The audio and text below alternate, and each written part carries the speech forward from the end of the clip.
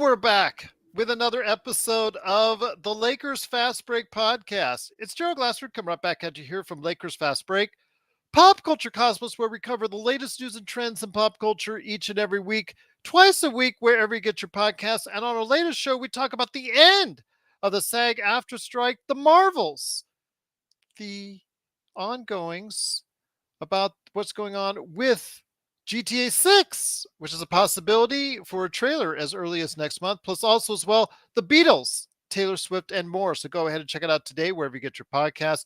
Inside Sports Fantasy Football, where we cover NFL Week 10. Go ahead and check out my thoughts along with Chris Lardieri right there for you. Joe Soro, he's en route. He's en route to Phoenix. I don't know if he's got there yet. He was in our chat real briefly right there for us at playback.tv/Lakers Fast Break. So hopefully he's got to Phoenix safely. You can go ahead and check him out today. He's probably whooping and hollering right there for himself as Oxide247 at LakersBall.com. Our good friends, Laker Tom and Jamie Sweet, you know they've got some smiles on their faces. I can't believe that all of us will probably be shouting Cam Reddish for the next few hours indeed. But you can go and hear them talk about Cam Reddish at Lakerholics.com. Our good friends as well. Big shout out to, of course, Lakers in 5, Empire Jeff TV, Daniel Barry Sports Highlights, and also as well the John McCalian channel. Go ahead and support them today. And speaking of supporting, please, if you're on Facebook, like and follow. Be one of the thousands of viewers that are going ahead and checking us out on Facebook. Or if you're on YouTube, hit the little beady-eyed Joe right below Stone Hansen. And you can go ahead and click on that, and you'll be notified every single time out for us right here at the Lakers Fast Break. And last but certainly not least, I want to go ahead and give a big shout out. Please, all your thoughts and prayers out there for my good friend, Magic Man Sean Grice. Could not be on tonight. Had to deal with some stuff off air here. So my thoughts and prayers are with you, my friend. Hopefully everything is going to go well and going to go your way. And you know what? Whenever you're ready, you come back on to us here at the Lakers Fast Break, my friend. Always appreciate your help and always appreciate everything you do. And last but not least, please go ahead and join us for each game. Great time. And Stone Hansen and Laker Nick get the big game balls along with Cam Reddish for holding down the fort tonight while I was at a memorial service. You know, I couldn't be too loud. I couldn't talk or anything, but people were checking it out on the game. What's the score of the game, Gerald? Well, you know, it's actually this right here. So I was trying to show them the playback. Join us, playback.tv/Lakers Fast Break. Stone and Laker Nick did an outstanding job, and I'm so blessed to have them by my side tonight for playback.tv/Lakers Fast Break. So go ahead and join us. Join in the fun each game at Playback. Tell you what, the Lakers heading into the final game of a road trip, headed to the Valley of the Sun in their first game of the vaunted in-season tournament. Woohoo! NBA Cup time, everyone. And I'll tell you what, more important was that the Lakers, after an embarrassment, a dumpster fire in Houston, had to get on the right track, coming in with a 3-5 record, facing up against a team, having Bradley Beal back for the Suns, having KD there. Devin Booker was not there. He's still out with his injury at the calf. So I will say that the Lakers come in shorthanded. The Suns came in shorthanded. What would happen? Well, unfortunately, we got off to another poor start in the first quarter. Again, down in the first quarter, climbing uphill throughout the game, but with a strong charge in the fourth quarter, the very beginning of the fourth quarter, the Lakers took charge and took command.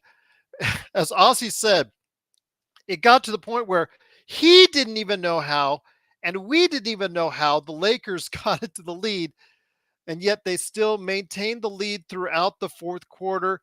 And my gosh, LeBron James, who at one time had 27 points in only 24 minutes, he actually finished up with 36 minutes on the game, 32 points, 11 rebounds, 6 assists. AD 18 and 11 with a block shot and 4 assists. The big surprise is Austin Reeves, not in the starting lineup. He's demoted to the bench, but came back strong today, 15 points, 7 assists. D'Angelo Russell had 19 and 9 assists, but it was Cam Reddish, or as Joe would say, Cam Reddish, in one of his rants like he did, as you can see below. you know what? After the despair of the missed shot in the final seconds in Miami, you thought this kid's confidence was shot. Well, this was a day for him to regain some of that confidence back. A 15% 3-point shooter heading into today's game. Cam was 5 for 8 from behind the line, all corner threes, 17 points, played pretty good defense at times on Kevin Durant, and the Lakers pull out a miraculous fourth quarter to beat the Phoenix Suns as both teams are now 4 and 5, 122 to 119. And here today to go ahead and talk about this great victory, such a great friend of the show, told him he's always welcome back anytime. Everybody out there in the chat, try to get him to come on as much as he can more often. Try to convince him. The power of influence there. Power of influence. Go ahead. It's okay. It's okay. It is a good man indeed. It is Stone Hansen. Stone, great to have you here. Looking forward to a great conversation with you, my friend. It went the first quarter, and I heard your so funny because I'm at the memorial service. I can hear everything that you're saying about the Lakers, and it's all true during the first half of the game. It was not pretty. It was looking like it was going to be another one of those games, but the Lakers with they started with that fourth quarter surge, and as soon as they got that going, it seemed like it never went downhill. Yeah, great to be back. Thanks for having me, first of all. But yeah, I think it's another one of these real close games, Gerald, and it's uncomfortable because I'm as happy as I am to get the win, which I am. Every win is a good win, but um, to be in these situations, game in and game out, it's going to take its toll eventually. You have, you know. Having to do this every single game is just it's going to be tough on the players, especially going into the playoffs. That's a lot of stressful situations and a lot of usage and miles you're putting on LeBron, having to essentially carry this team. When LeBron sits, this team goes into sort of a breakdown. It's clear and it's evident, and you need LeBron out there. The catch 22 is LeBron's old, and you want to preserve him as much as you can for the playoffs. Of course. Um, but yeah, I mean, I'm happy. I'm ecstatic that we got to win. I think if we can get back to 500 after next game, that would be great. And we simultaneously brought the Suns down a loss, so we're tied with them standings wise, or I don't know about standings wise, but record wise at least. Yes. So it's And we took a vaunted 1-0 record in this NBA Cup, my friend. Let's not forget that. yeah, the coveted NBA Cup that everybody's looking for. So, but yeah, I think it's a big win because, like I said, not only do we get a win, but we bring the Suns down a little bit. So, being able to do both at the same time is a pretty good deal. Once again, it is the Lakers. They win 122 to 119 in Phoenix. Here today is someone who's trying to adjust his camera as we speak on air. Good man indeed. It is Joe Soro after traveling the long trip from Temecula to Phoenix. Great to have you here, my friend. You've got to be happy that Phoenix is not a happy town outside of Laker fans right now after a Laker victory. It was an interesting game. I was having a lot of cocktails, hanging out with fam, and then all of a sudden they started raining threes. I felt like I was watching the Golden State Warriors play. Uh, as soon as they took the 1 point lead on Austin Reeves' layup, I really started going, "Holy crap! They might actually do something here." And then the last, I think, what was it, 4 minutes plus, started getting a good feeling that maybe they started getting that momentum to take this home. Obviously, the five offensive rebounds before they got the score on the corner three. Yeah. That was probably the dagger in the end. And we were used to seeing that happen to us the first 8 games. So it was Even in the first three quarters, Joe. looking at this game as an outsider, not looking at it as a Laker fan. Whatever Adam Silver and the minions or the stooges have put together here, it's looking like they're sitting back going, "Yep, I think this is starting to work." So you guys are gonna have to get used to this stupid in season tournament because there's some kind of thing going on here that I can feel that's happening, and it felt like a playoff game. Yeah. This felt like a playoff game. And Stone, you're right, because I was thinking this the entire second half. I'm like, I get that this is entertaining. I am enjoying the game, but Jesus Christ, if this is what it's going to be the next, 74 games, these guys are going to be pretty much dead at the end of the year.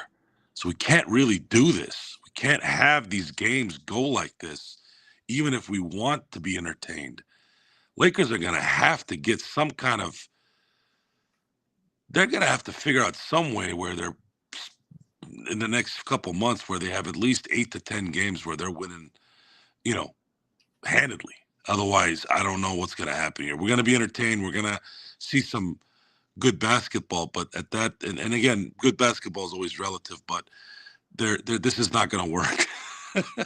It's not going to work for the long haul. We're trying to win a championship here, and this was a playoff game in freaking November, for God's sakes. It was nuts. Once again, it is the Lakers fast break. The Lakers do win 122 to 119. Stone, when it comes to what you saw in that fourth quarter, I don't know if it was just major adjustments by Darvin Ham. He did make his major adjustments by, again, changing up the starting lineup for the team with Austin Reeves coming off the bench. Do you think that was part of the key as far as him coming off the bench, providing and helping out as far as playmaking for LeBron when he was out? But when they came in the fourth quarter together and started really doing a number and be able to pass the ball around, I saw more movement in that fourth quarter, which I really thought was the key. And obviously the movement led to some really wide open looks for Cam Reddish, who finally hit some shots from the outside.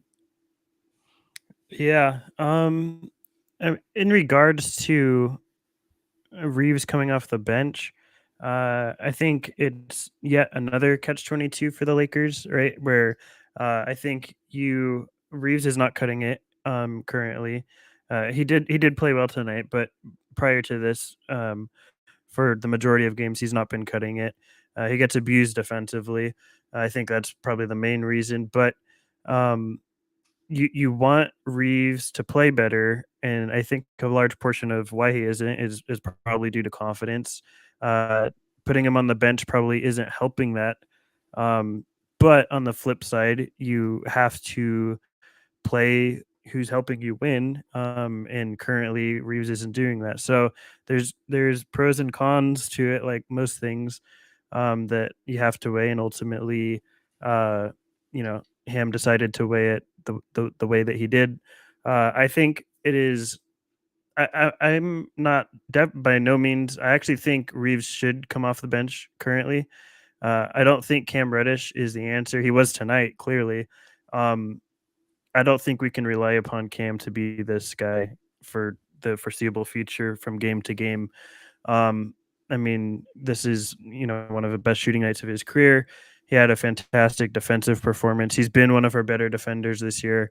I'm not sold on that lasting once Vando comes back. I think once Vando gets back, we don't really see Cam in the rotation anymore. I think it's a good move to bring AR off the bench and play bigger. I just don't think Cam is the guy I want replacing him.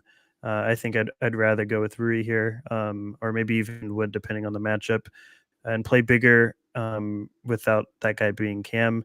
He played great today, not denying that. I don't think anybody can deny that, but I don't want to rely on Cam Reddish shooting 5 threes night in and night out to keep us afloat and win us games, because I don't think it's sustainable. I agree with you, and that's 100% true, Stone, because we talked about it on playback.tv/Lakers Fast Break. When it comes to the amount of chances both him and Max Christie, because Rodell, who's in our chat now, emails and let us know about, of course, what's going on between the fight for minutes between Max and also as well what we see with Cam Reddish. The thing is though, Cam Reddish, Max, whichever one you play, one of them is bound to have a good game offensively. Neither of them, neither of them have had anywhere near a decent game offensive the entire year. So it's bound to happen, and it's bound to happen. I'm just glad it happened now when we need it the most, instead of like in a blowout, like when in Houston and whatnot, that it happened now for them.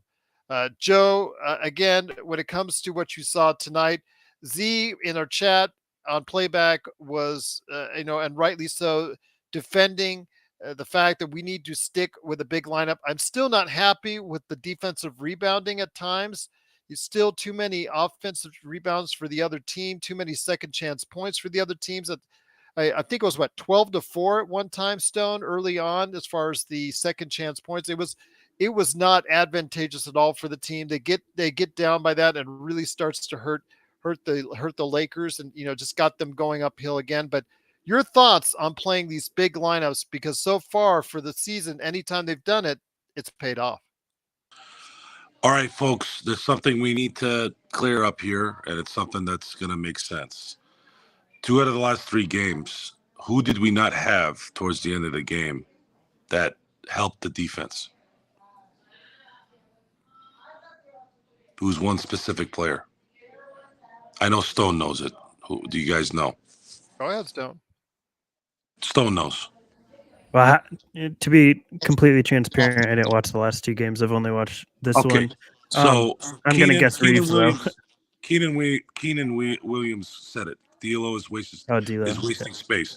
So there's just 2 out of the 3 games where D'Angelo Russell was not in at the last, let's say, few minutes of the game.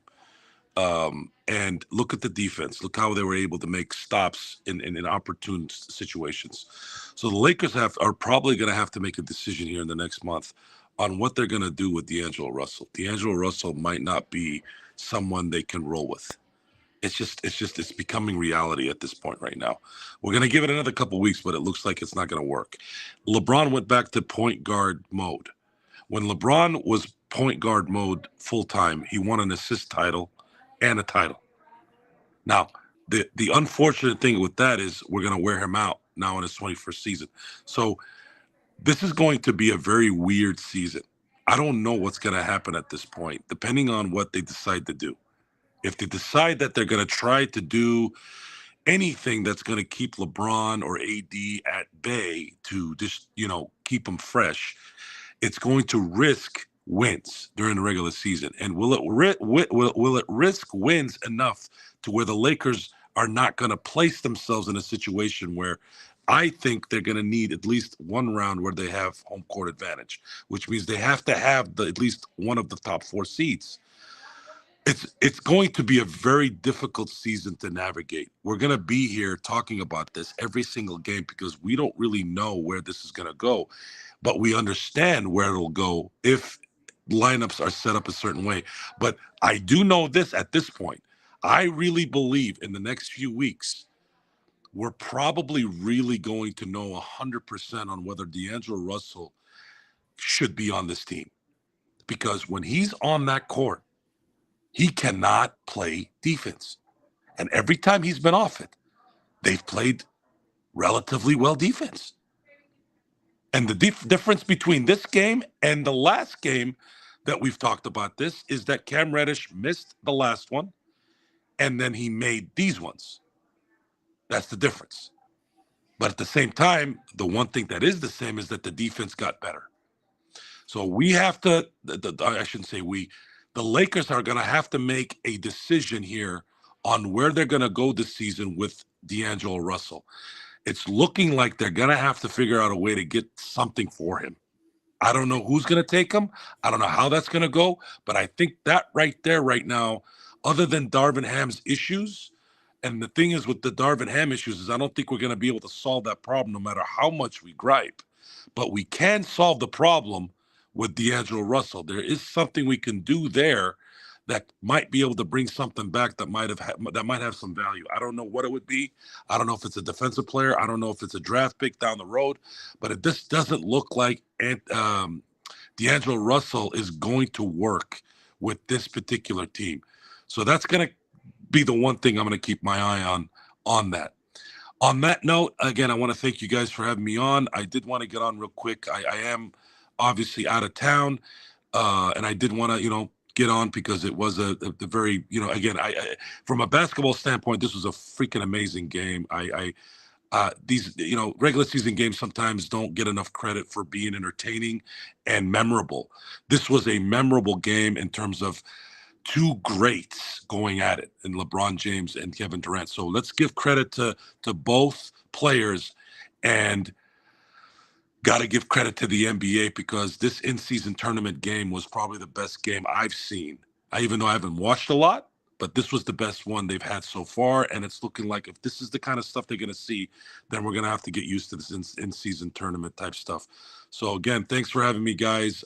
Again, my heart, my soul, and my love for Sean. He had a family situation that happened today, something that I can definitely relate to. I won't say what it is because I don't want to discuss that without his permission, but it was something that's very important, and I definitely relate to. Sean and I are going to talk tomorrow morning. I told him to get some rest. We're going to talk tomorrow morning, and then I I'm spoke sure. to him. I spoke to him during the game. So Yeah, and I'm sure, he'll address the situation when he sees fit. We love you, and hope you get some good sleep tonight. And in the meantime, again, guys, Stone, I can't tell you how much I love when you're here. I wish you could be here all the time. I absolutely value your knowledge and your expertise because you're one of the few guys that actually knows what the freaking hell they're talking about, and that's very rare. Gerald, again, going through funerals, going through Vegas, going through all this, and you're still here. I will tell you though, before you leave, I went the service I went for, and it's public service, so just to let everybody know, it's for Harvey Munford. He was a local lawmaker, state assemblyman, whatnot. He actually was a former Lakers draft choice. Just to let everybody know, in the 13th round, like in the 1960s, I believe is what was listed here. Yeah, so he was drafted by both the Rams and the Lakers. Just to let you know. So, but Well, my if you respects need to his family on his passing, and my Well, if you ever condolences to needed to them. know how diehard Gerald Glassford is, you just got a little tidbit of it. Going to ex Laker players' funerals. I mean, you can't get more dedicated than that. So There you again, go. But when you watch the game on playback in the memorial service, the people kind of give you the side eye on no, that. that's Just to good. let That's you good. Again, I didn't know that until you just told me. So congrats on that, Gerald. Very, very, very good dedication and way to stick to your blood, which is what the Lakers are. So again, guys, have a great night. I'll be following the chat, but again, thank you for having me on. Everyone else, have a great night. I'll see you guys probably the next time I see you. I might sneak in a little bit, maybe Sunday, but if not, I'll see you guys probably on the show on Monday. You got it. Safe travels, my friend. Thank you. And so Joe brought up some interesting points in regards to D'Angelo Russell. The thing is, when you look at it on paper, Stone, 19-9, which is what you would want, in theory, your point guard to do. And you mentioned, I'm not trying to defend D'Lo, but I'm trying to play both sides. I'm playing devil's advocate here. He had some really crisp passes tonight. But when it comes down to it, you talk about the defensive enigma that he is. When it came down to the crucial minutes of the game, the crucial points that you needed, he was not there. He was on the bench sitting down. Yeah. I have a lot of thoughts on the points Joe brought up. So if you don't mind, I'll try and go through them as I'll take fast as as much I time can, as you need. but as thoroughly as I can. My friend, we have no time limits here. You should know that by now. Having Laker Tom and Joe Soro on the show, you must understand there is no such thing as time limits for this show. Perfect. Yeah, so I'll start with D'Lo. And I want to say again that I'm very happy that we got this win. At the same time, I'm very uninspired by what I saw up until the last 5 minutes of that fourth quarter. There's a lot of flaws that came up throughout this game. up until those final 5 minutes, we were being out rebounded by 15 rebounds, Gerald. 15. And we're a team 17 to that's 9 on the offensive boards was the total, just to let you know. and that was the only reason it was as close as what it was when the game ended was because of all the offensive rebounds we got on that one sequence. If you extrapolate that, it's a much bigger chasm, right? And that's unacceptable for a team that is as big as we are. We should be even, if not winning, almost every rebound battle. But I'll get to that in a second. So I'll start with D'Lo. Joe is absolutely correct that D'Lo is an atrocious defender. I'm not going to sugarcoat it. I mean, that's what he is. And uh, anytime he is on the floor or Reeves is on the floor, generally speaking, I wish I had the stats. I don't. I'm sure someone can pull them up. Maybe I can eventually. But um, majority of the time, the offense is trying to find D'Lo or Reeves, and that's where they initiate their offense, or that is where they end their offense. One of the two. Either they're starting their set on Austin Reeves or D'Angelo, because when that happens, that means other Lakers have to cover for them and play help, and then that means everybody's just out of position, or they're finishing on them because Reeves and D'Lo can't do anything about that. So one of those two things happen whenever those guys are out there. There's two things in the NBA that are essentially cardinal sins right now with how NBA games work. You cannot have three um, negative defenders, and you cannot have three negative shooters. You need at least three on both ends of the court. Like, you need three shooters, three spacers, and three defenders. You can't have more than two that are poor at that. The Lakers currently, I think, are playing with three. Not tonight because they had Cam Reddish, and I think he's probably a plus defender. But when you're running D'Lo, Reeves, and Prince, Prince has the frame as a good defender. Someone brought it up in chat. I forget who, but he's active. That does not make him a good defender.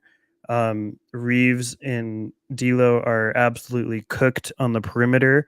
So unintentionally, the Lakers run a defensive scheme where you're now funneling everything to AD. This is not intentional. This is not how we planned on playing our defense, but it is what happens because we get past the first line of defense on the perimeter, and immediately it's up to AD to save the day. AD cannot do that every single time down the floor, and on nights like tonight, where he just doesn't really feel like giving a 100% effort, you're left stranded. This is not sustainable for playoff series. If you want to win a championship, you need something different. And I think it's always been my impression since the day that we signed D'Lo to that new contract this summer that D'Lo was eventually going to be trade fodder. I think that deal that they signed him to is perfect for trading. There's always a team that's going to need a stopgap guard.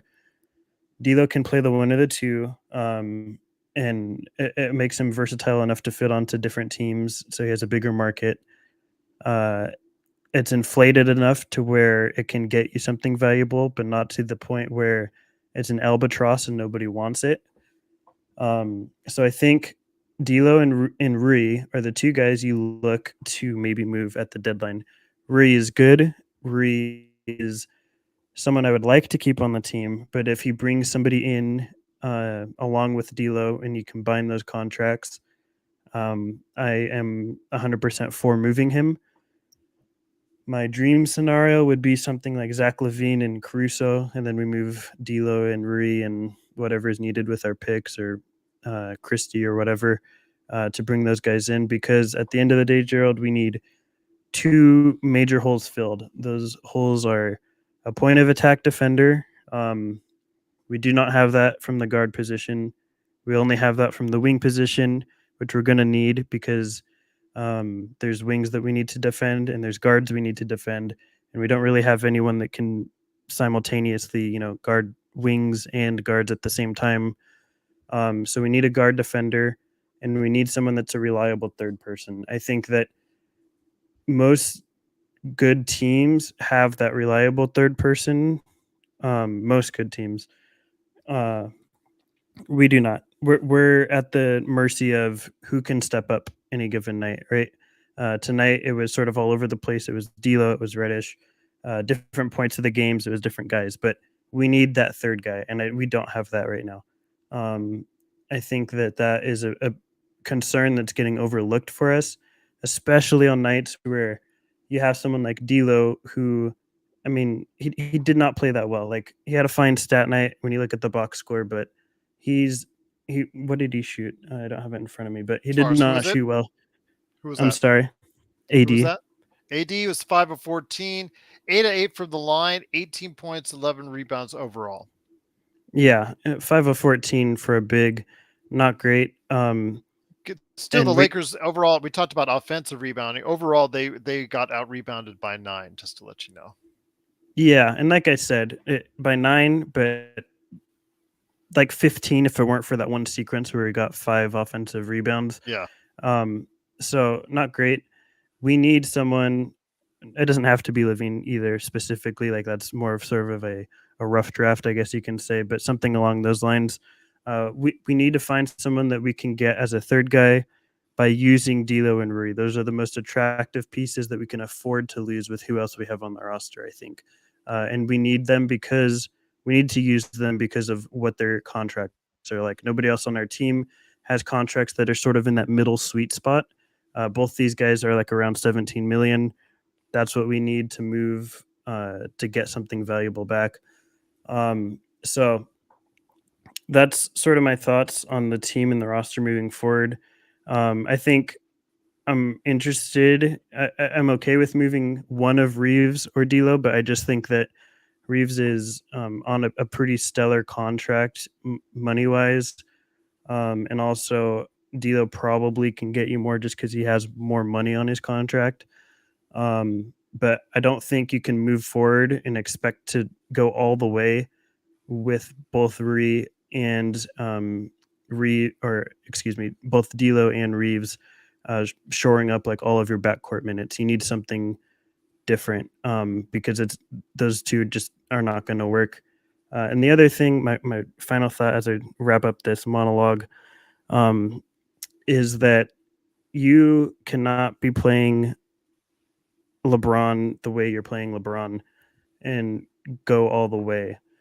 Like LeBron he's playing great.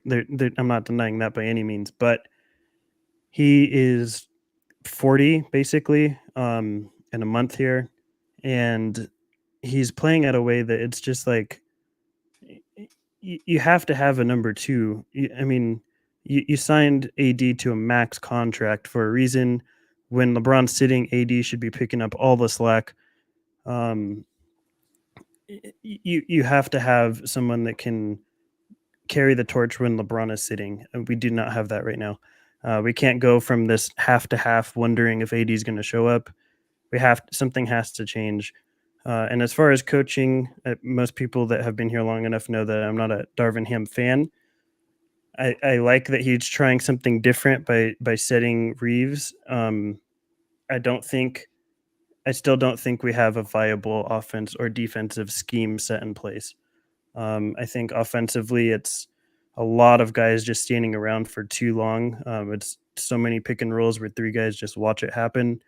And defensively, like I said, we're in a funnel system, partially due to the personnel that we have, but also partially due to the fact that we don't have a scheme that hides sort of the weaknesses that we have on the perimeter. So that's where I'm sort of at with the team. That's sort of all my thoughts laid out. You can criticize or rebuttal anything that you want to, but that's sort of what I'm seeing after this game. Once again, it's the Lakers beating the Phoenix Suns 122 to 119. The Lakers now are 1-0 in their pool division, whatever play as far as in their little group that they have, their group play over Phoenix and others right there for you for the NBA Cup in-season tournament. Gerald Glasser along with Stone Hansen. Truly appreciate you joining us, watching and listening. Everybody out there, The Alan says, why would the Bulls make that trade? That's a good point. Why would they make? Because obviously it's going off the rails for them as well. And the thing is, with when you talk about Zach LaVine, that contract on the back end is not going to look so pretty when it's like 57 million, I think, for the final year, roughly for that back end. But again, I can see J- why you want him in the short term with what offense he can provide. Only if only he played defense, Stone. If only he played defense. Yeah, and I'm not a huge Levine fan, to be honest, but I'm just sort of, and it doesn't have to be the Bulls. I use them as an example, especially like Gerald said, they're falling apart. But I use that as an example of someone that is uh, a possible third star, like consistent third option, and then also someone in Caruso who would be a somebody that can be a point of attack defender. We want something that fills both those holes and checks those boxes.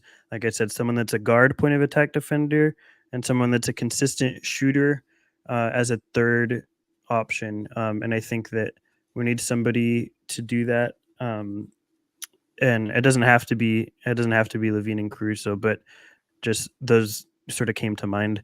But I think that plug in whatever names you want to. Those are remain sort of the two big things we have to fill, in my opinion, headed into the trade deadline.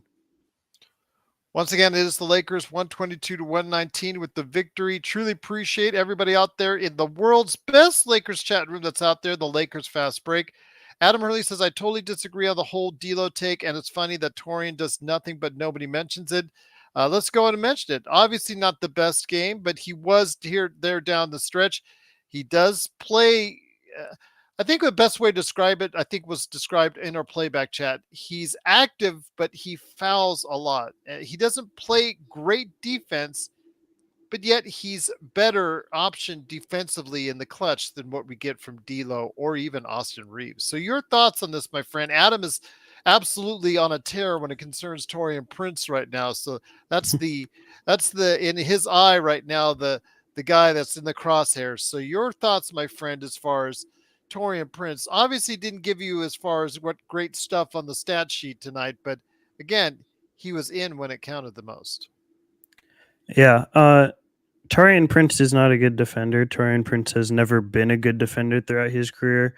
I think people are misguided by the fact they call him a 3 and D. That term gets thrown around way too liberally because not every 6'7" player is a good defender. That's just not how that works. Um, But Prince he's has a a better option than D'Lo, obviously, by what we saw tonight, at yeah, least in the eyes of the coaching staff. no doubt about that. But I mean, Prince is just he.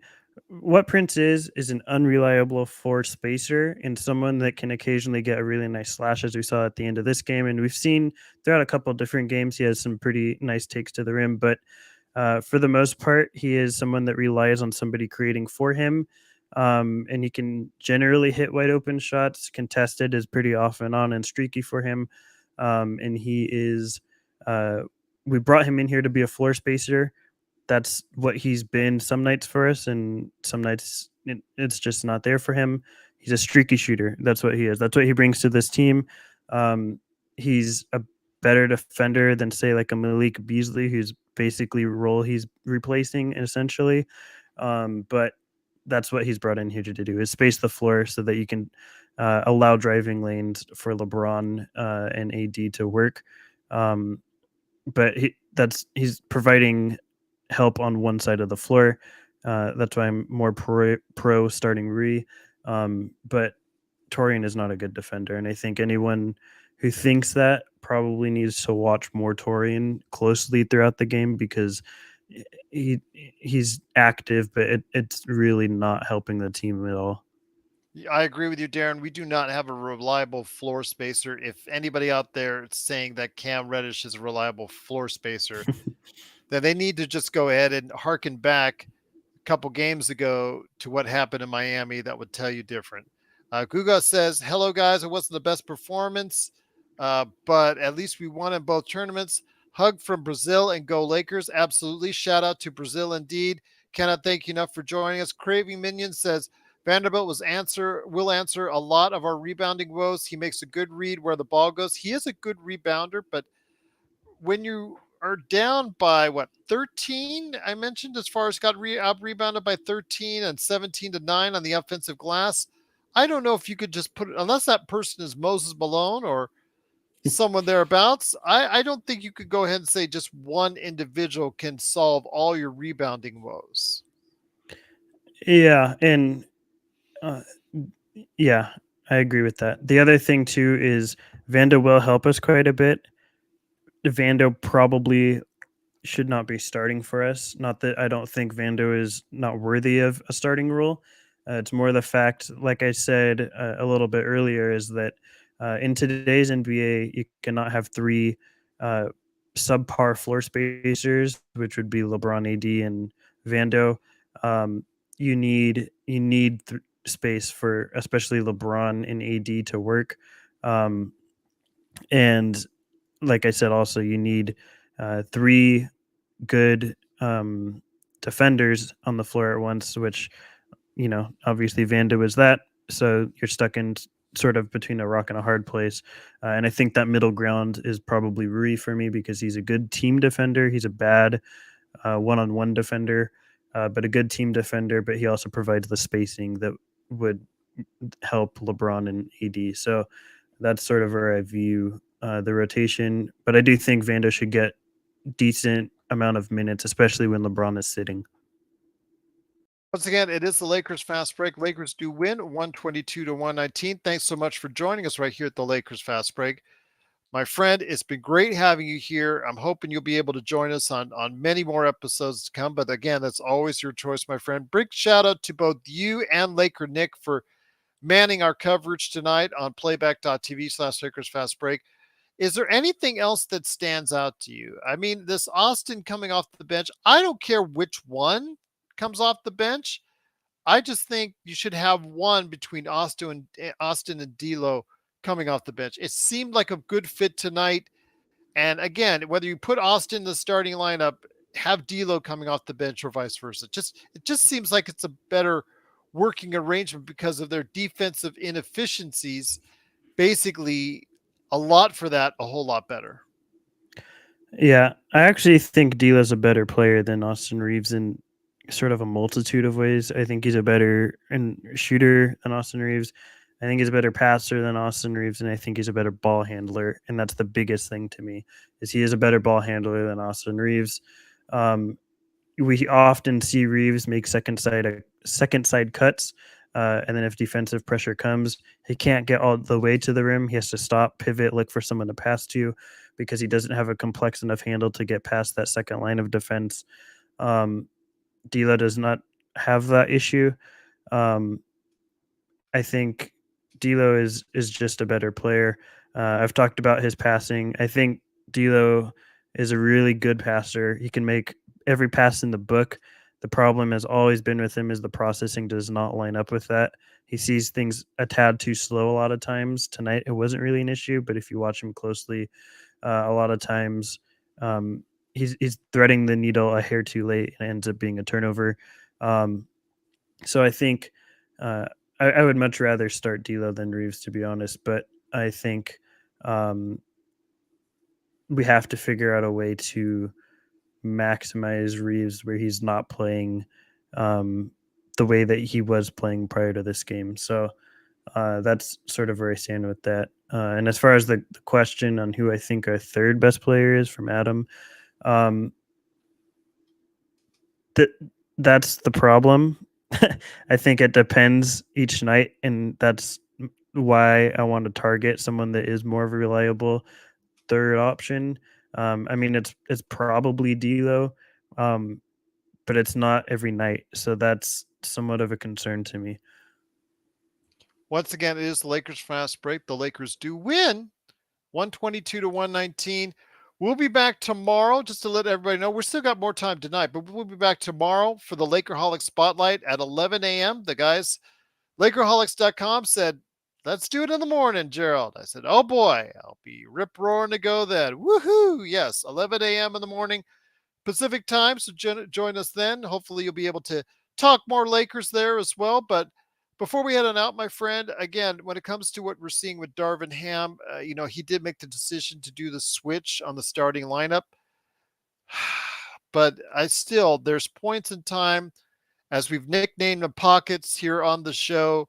You just see. In fact, I was explaining to you during a commercial break. Get this, everyone. We're on playback.tv, and you can see it. You can actually see it on the recording if you want to, because they record all the shows. But I'm talking and explaining to Stone about why we call it pockets. And sure enough, coming out of the commercial break, he's got his hands in his pockets. It just the thing I like better about what he did today, though, was he utilized his timeouts more efficiently. He did not take them home with him like he always seems to have a tendency to do so far this season. I know you're not the biggest Darvin Ham fan. I don't think that you're going to find too many Darvin Ham supporters in this bunch that watches the show. Your thoughts, though, on what Darvin Ham did better today than most games so far this season? I think the thought process of putting Reeves, like I said, on the bench, that's a good start. I think that trying something different when something isn't working is always the way to go. Definition of insanity, we all know it. And I think that Ham finally avoided it by doing something different tonight. But I'm not sold that Ham is a championship level coach. And we need either a different coach or personnel adjustments at the trade deadline, I think, to really go all the way. One of those two things has to happen, I feel like. I think we've put ourselves in a position where the trade deadline aspect can come to fruition. I think they're trying to hold on to Ham as long as they can, which, so be it. But I think we're really going to know if Ham can sustain this team if we get to the point in I think around Christmas time. If we don't have a winning percentage, a like healthily a healthy win percentage above 500, I think that we are in somewhat of trouble, because that means Ham has not figured out how to maximize the personnel that we have and minimize the weaknesses that we have. We said it throughout the entire playback, Gerald. Zingerstein said it as well. We don't use our size to our advantage. We are one of the biggest teams in the NBA, and we need to take advantage of that. The fact that we were out rebounded by that much up until those final few minutes really speaks to that, and it shows me every single game now that we've, number one, yet to win a first quarter in terms of scoring, and number two, we've yet to win a game by over double digits. Every game has been extremely close or gone to overtime, and when that's happening game in and game out, that tells me that adjustments are not being made, and we haven't learned really anything from game to game. So those two things really worry me. I'm tired of clawing our way back after the first quarter or first half every game. We need to something has to change if we really want to go all the way. And I think that by December, that's a far good enough sample size to really see if things can change, and how this team looks by then. So we'll see. But yeah, currently, I haven't seen that yet. Just want to give everyone an update on the in-season tournament. Woohoo! NBA Cup. You can tell my enthusiasm over this. We might actually be champions before anybody else. This is true. Put the banner on that. There you go. But especially if, I should be more enthusiastic about it, Stone, especially since it is coming to Vegas. I'm just concerned that the Lakers do play well enough to get to that point where they are coming to Vegas. LeBron and AD have to play another game, essentially. And obviously, if you're trying to conserve their minutes and conserve their time on the floor as best you can, that isn't going to help. Yeah, who is our next matchup in this tournament? Do you know? That I'm going to go ahead and see. I will look at the schedule here. I don't mean to put you on the spot, but no, we're going to do that right now as we speak. Still looking, but go ahead, my friend. Go ahead. Yeah, I mean, I don't think this in tournament thing means anything to the players. If I'm being honest, I It's think Memphis on Memphis. Okay. Tuesday. Well, we should Yes. win that. But yeah, I think I don't really think this in tournament changes the intensity or anything at all. I think these players want to win because it's a regular season game. It counts for your regular season record, and that should mean enough to players, especially if you're off to an up and down start. I would say. I think that for both the Suns and the Lakers, I think have been sort of in that up and down area. So I think both were, desperate to get this win. Thankfully, we did.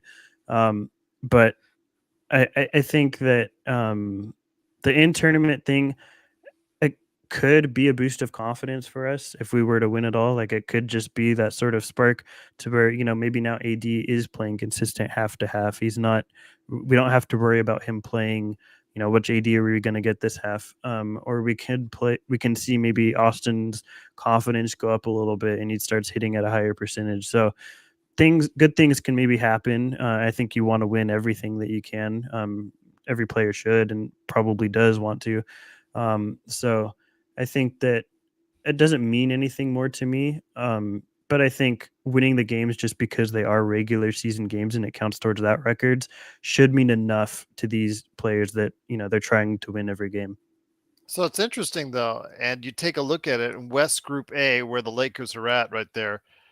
You've got Utah, who, despite the win, has a horrible record overall. Portland, which has suffered a lot of injuries, Yeah, and we got lucky. yeah, we did. We got luckier than we thought, and I think a lot of it's based off of Memphis's woes so far. They're 0-2, and with this victory on the road in Phoenix at 0-1 for them, if the Lakers win on Tuesday against Memphis in LA, this could bode well for this tournament for the Lakers. This could get us as a fan base more excited about it. And obviously that's good for the league, but also, as like you said, building confidence and camaraderie on the team. LeBron said it best after Houston. He said, let's not panic because of all the injuries. We need to get people back healthy and on the court before we see what kind of team we really have. I get it, but still there's some glaring weaknesses that we've seen that from these players who've not been able to play up to their capabilities for the most part from what we've seen in many cases. But when they put it all together, when they put enough of it together, when they put enough of it together, they're still a very formidable team. Yeah, there's I think three modes you can be in at this point in the season. You can be in cruise control. You can be in skeptic mode, which is where I think we probably are, and then you could be in siren mode, which is probably where most Memphis fans are at this point, where you're 1-8. That if we were 1-8, then I would be, that's when we start sounding the alarms and freaking out. It's category 5 hurricane coming through. I think right now skepticism should be where we're at, where we're not sounding any alarms, we're not panicking by any means. We have injuries. Those injuries, once those players hopefully are healthy soon, will help us maybe get to a place where we can go in cruise control and not have to worry as much. But I think right now, with everything we've talked about today, with some of the personnel we have, the coaching, those things, I think we should be in a little bit of skeptic mode. We don't have as a contender, we're not at the top of the standings. So I think skeptic mode is a healthy place to be. And I think that's probably, I would assume, where you're at, and that's where I'm at as well. Memphis, Craving Minions, who would you trade for if you're talking about Memphis as a good trade partner? I mean, I don't think they're going to give up Desmond Bain anytime Yeah. soon, or Triple J. Or Smart. I mean, yeah. All their best players are probably still untouchable. And I don't think Memphis probably panics until they get Jaw back and then they really see where they're at. But they should be trying to figure out something different right now. He's saying Kennard and Smart. After what they just gave up to get Smart, I don't really see them moving Smart. I would love Smart. Smart would be amazing, but I don't really see them giving up quite this quickly on him after they just moved what they did to get him. They are 1-8, but yeah, they are 1-8. Absolutely. No worries. All good. Actually, yeah, 1-8 right there. They did lose today at home to the Utah Jazz. Desmond Bain with 37 points, but yeah, He's just not enough. he's doing all he can for he is playing at an all NBA level right now. He's I've been watching Memphis games. It is crazy what he's doing right now. And the worst part of this Memphis, I don't want to turn this into the Memphis fast break, but the worst part of this and what I think does apply to the Lakers if it gets to the any sort of near this point is it's difficult to figure out what is going wrong in Memphis. There's identifying the problem is difficult, and that makes it extremely difficult to find the solution. And the Lakers right now, I think, have sort of different levels of issues, but we can still identify them, which is a positive because we know what solutions are needed. When you're in a situation where you can't identify what the problem is, that means you have no solution. So we don't ever want to get to that point, but I think it's something to look at as an example to where if that ever were to occur, we that's when you sound the sirens. Now, he said Kennard also for his shooting because, last year he was shot close to, if not right around the 50% mark from behind the arc.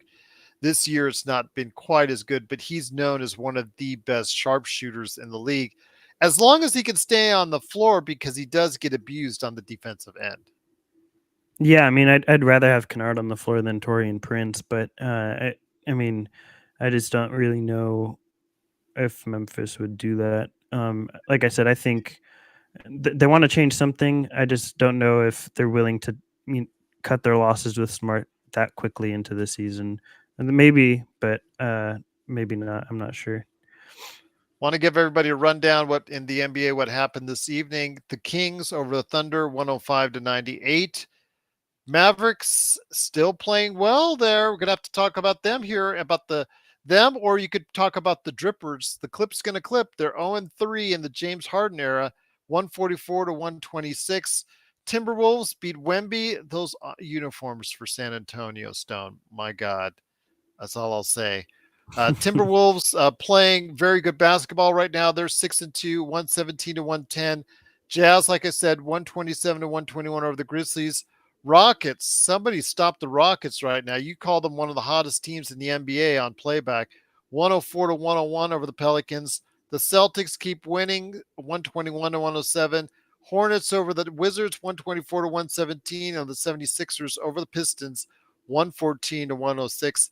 I was saying early in I know that the Pistons had an early big lead, double-digit lead on the 76ers, and I said, wait and see on that one because what that happens with the Pistons, they're that bad for a reason. So, but I'm just any They're fun though. observations that you're They're seeing so fun. far. Oh, yeah. As far as observations, real quick, I'll answer Intel Wild. Asked, how's life treating me? What are you up to these days, if you don't mind sharing? Life's treating me decent. I am in the process of moving. I'm going to move to Nashville, so I'm getting things prepared for that. But it's good to see you again and hear from you. Thanks for asking how I'm doing, and hopefully I'll continue to see you. But in terms of observations, I've watched a lot of NBA. Pistons are a lot of fun. They're not very good, but they're a lot of fun. So if you have League Pass, I definitely would suggest tuning in here and there for them. Wembanyama's must-see TV. And then what other Even in team those did you? uniforms, unfortunately. Yeah, that one thing I'll say, which I'm sure every contending team is doing and their fans, but is look at who's off to a bad start. Obviously, the Wizards are. Who do the Wizards have that are available?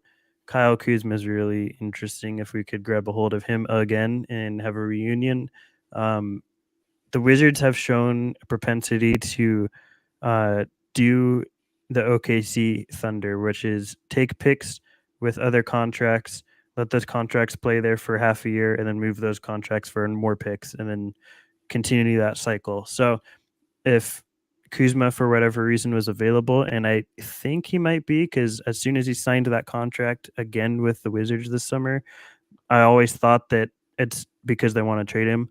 We have 2 first-round picks to move.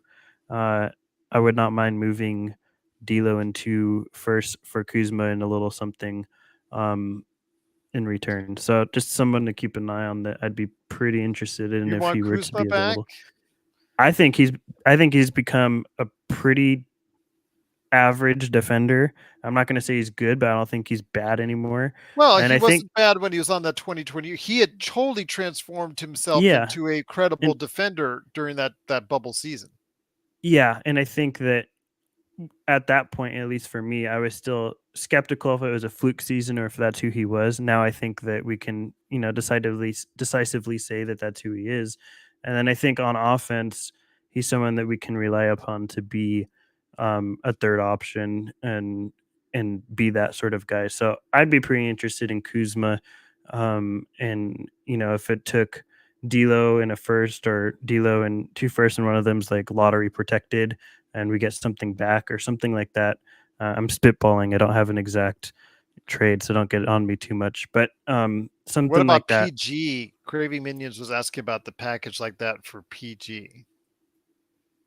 I Which I they just would not do, by the way, because D'Lo yeah. would be the third point guard that they have on that team. I okay. So I'm interested in PG. Obviously, I think every contending team would be. I'm interested in really any of those PG or Kawhi. Are the Clippers interested in moving him? That's the big question. And I think it's too early to know because the Harden experiment's only been like 3 games. So it's too early to really say that he'd be available. Yes, I'd be interested to answer that question. I don't know how much longer they go for this experiment. I don't know if they finish the season out with all these guys. But I think after spending so long to get Harden, it's a little premature for them to probably look to move one of their big name players this early into the experiment. Once again, it is the Lakers winning 122 to 119. We will be back tomorrow with Lakerholic Spotlight, 11 a.m. Pacific, 2 p.m. Eastern. The guys will be back.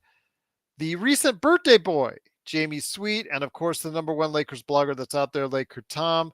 I cannot thank Stone for stopping by here on the show. It's been truly great to have you on. We'll also be providing a show on Sunday as well. Don't forget, we've got all the great coverage there for you coming up for the next game for the Lakers on Sunday. So definitely looking forward to seeing what the Lakers can do because the Lakers' next game is going to be at 7 p.m. on Sunday against the Trailblazers. So it's not an in-season tournament game, but still a game and matchup against a very winnable game coming up on Sunday. So looking forward to seeing that.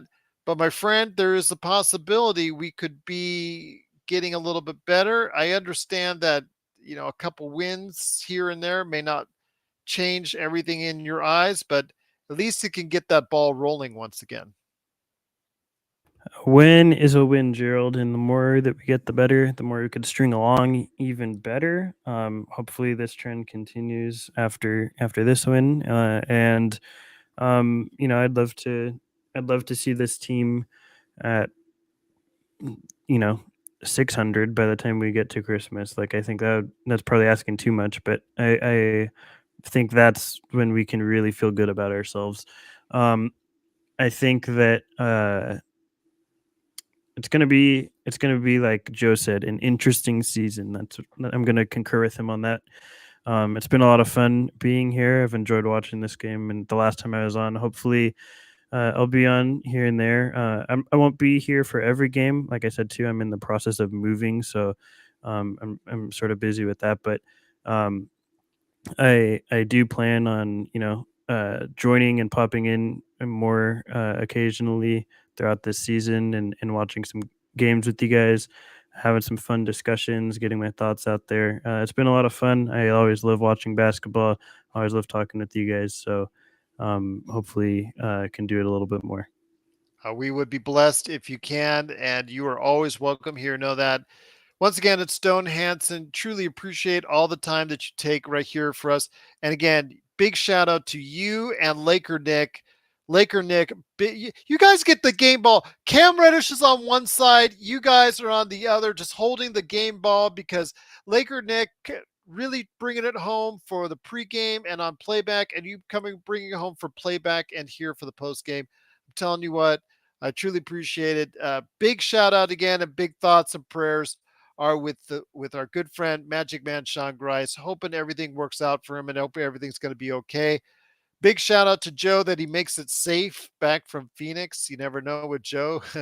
Looks like when you saw him on earlier tonight, I didn't want to say he looked a little bit tipsy, but he says he never gets drunk. He says he's like Captain America Stone. He never gets drunk, but I don't know. Kind of He looks was red in he the was eyes there. having a healthy amount of fun, I would say. Yes, yes, yeah, absolutely, indeed. Once again, it is Stone Hansen. Please check him out whenever he's here. Uh, are you still on Twitter, my friend, or no? I have a Twitter account. One day, maybe I'll get back on there and continue things. But if I'm taking a bit of a hiatus, but if you want to follow me or look at any of my past work, you're more than welcome to. I'm at report_court on Twitter. I have a lot of basketball thoughts on there. I used to do a lot of draft related stuff. So you can make fun of my bad takes or compliment my good ones, whichever you prefer. But I had a lot of draft content there, so you can check it out if you want to, I guess. Intel Wild, the eyes. The eyes do not lie with Joe. They were redder than my They're hair used to be. Let's just put it that way. Yeah, they're a little pinkish, a little Yes, pinkish. a little pinkish indeed. But a big shout out to Joe for stopping by in whatever condition he was. He did not embarrass himself, and he provided some deep insight. And of course, Stone, incredible as always. Laker Nick, God bless you, my friend. Truly appreciate your way you stepped up tonight. And then, of course, big prayers for Sean. Please have him in your thoughts and prayers tonight, and hopefully he will be back with us as soon as he's able to. Indeed. So, tell you what, though, great win for the Lakers, 122 to 119. We'll be back tomorrow morning. No rest for me. And then I got to wake. My weekend will start, Stone, with Laker Tom and Jamie bickering back and forth. Oh boy, I Is look there a so better forward to way? Is there a better way to start your weekend? it. Yeah, actually, yeah, I could Maybe think of a.